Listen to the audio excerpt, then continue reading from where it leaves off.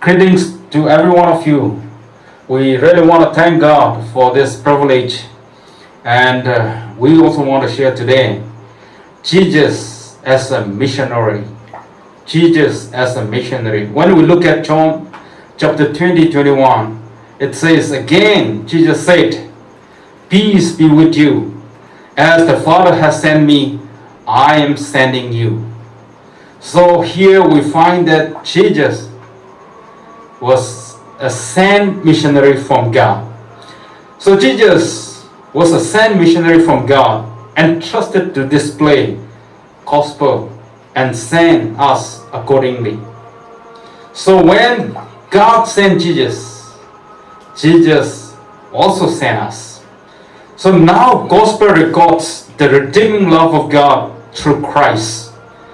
The divine mission of God has a missionary, and he is Jesus Christ. Therefore, a missionary is one who is sent to accomplish a mission. And it is 39 times in the Gospel of John alone that he is mentioned that he is sent by God. But this divine missionary also sent us to be a missionary for many other people in the whole world. He says, "As my Father has sent me, even I send you." So this is very, very important to know that how God sent Jesus and how Jesus entrusted to each one of us.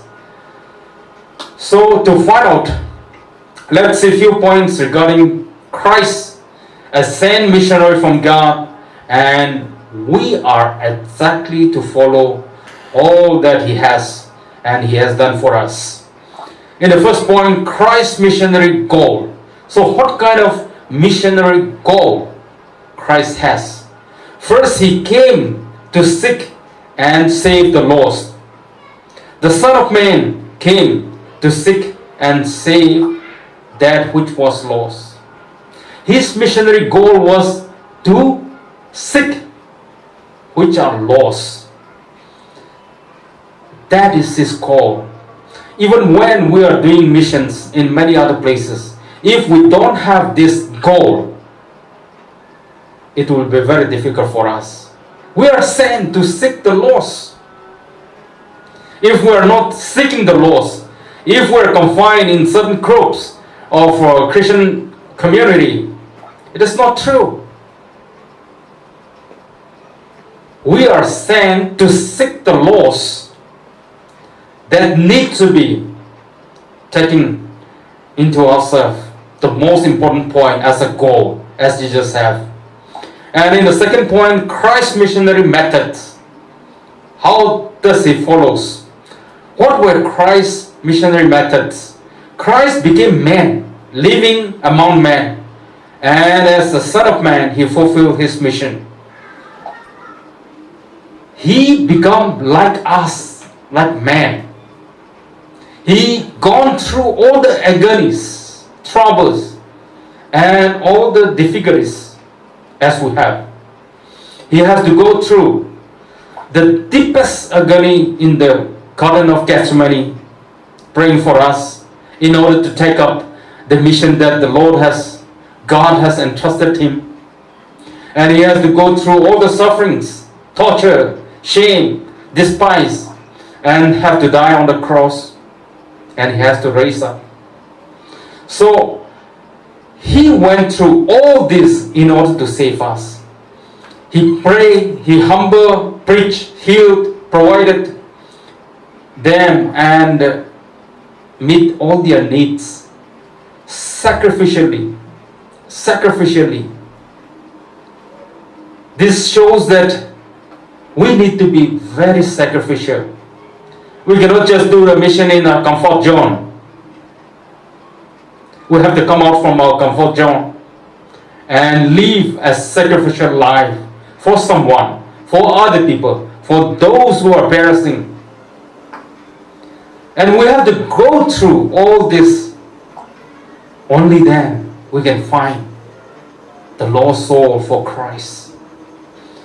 In the third, Christ's missionary attitude. So what was Christ's missionary attitude?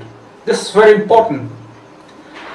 He has a serving attitude. He has a servant leadership, not autocratic leadership or not any other kind of leadership. He has a servant leadership. God, the creator of this universe, has a servant leadership. How wonderful is it? Can we have that? In Mark 10:45 it says, "For even the Son of Man did not come to be served, but to serve and to give his life as a ransom for many." To serve means to love unconditionally. It doesn't mean that somebody loved me and somebody has given me something that I can do something for him. No, it has to be unconditional. We need to love our enemies. We need to love someone who despises us. We need to love someone who is plotting against us. We know that the society is filled with ego, pride, complex, impatient, and self-seeking, self-centered. But we the Christians need a true greatness measured by service. That is Mark 10:43. True greatness measured by service. And God honors humility, which produces service. Mark 32:12. And Christ is the best example for our service.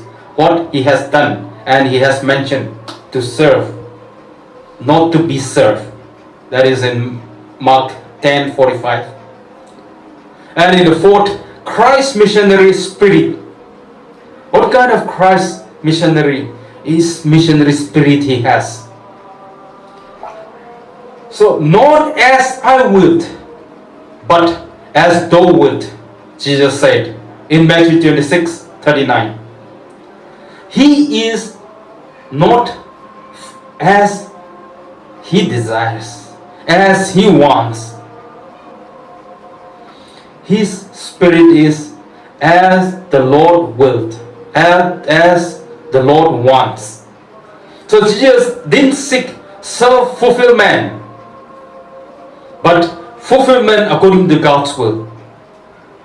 It is something we committed in the will of God in order to be successful and in order to deliver what the Lord wants us to deliver to all those people who are dying. If we happen to exercise with our will, then we have a lot of alternative. We just want to do like this and that. We just want to be making ourselves comfortable. But it's not like that. If God says that to go through something like that, we surrender ourselves that, Lord, I want to be like that, but let your will be done in my life. Let your will be done in my service. Let your will be done in my missionary life. As Christ had that spirit. In the fifth, Christ's missionary commitment.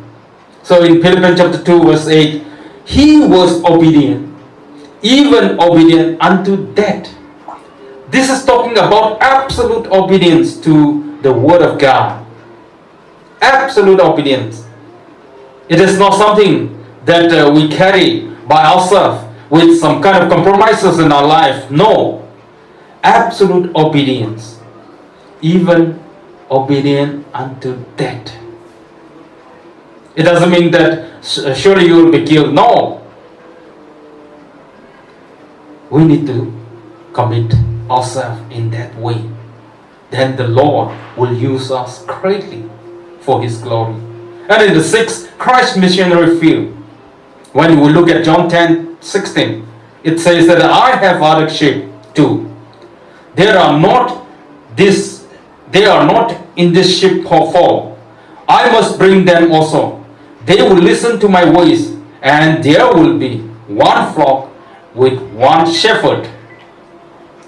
Therefore, Christ said in John chapter 12, verse 32, and when I am lifted up from the earth, will draw all people to myself.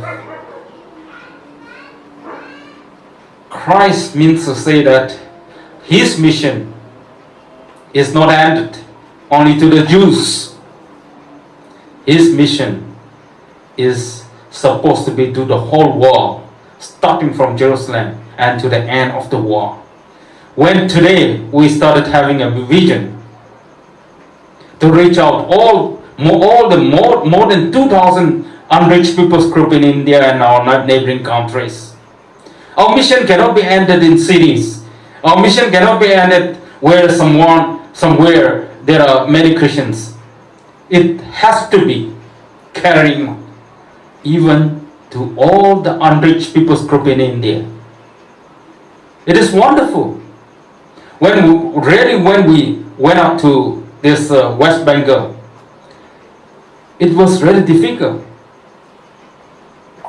But because of our sacrificial life of our missionaries, because of people, there are many people who are supporting, sending the missionary, because there are many people who are praying. Today we have more than 250 believers in 3 churches, and there are small fellowships in West Bengal which is expanding continuously and reaching out to many other people's group, unreached people's group. It's wonderful. And we should not limit this mission field even to one group, one tribe, or one people's group. It has to reach out to all the people's group. Therefore today, to accomplish our vision, to be a faithful missionary sent by Jesus Christ to us, to deliver, to give the gospel to unreached people, we really need the same attitude, the same goal, the same missionary goal that Jesus has, the same missionary methods that Jesus has, the same missionary attitude that Jesus has, the same missionary spirit that Jesus has, the same missionary commitment that Jesus has, and the same mission field that Jesus has. We need to have that. And we can really reach out to many other people. We can really glorify God's name. Today, as I deliver this short message, I want to give a message to all our friends, our members in different places. We know that you are really suffering. You are doing a great job. May God bless each one of you, even when you stand in difficult situations. Remember that God is with you, and God will always be with you. And may God bless each one of you, and we may be able to do a great job for the glory of God, and we may glorify God's name in this short span of life. Thank you so much.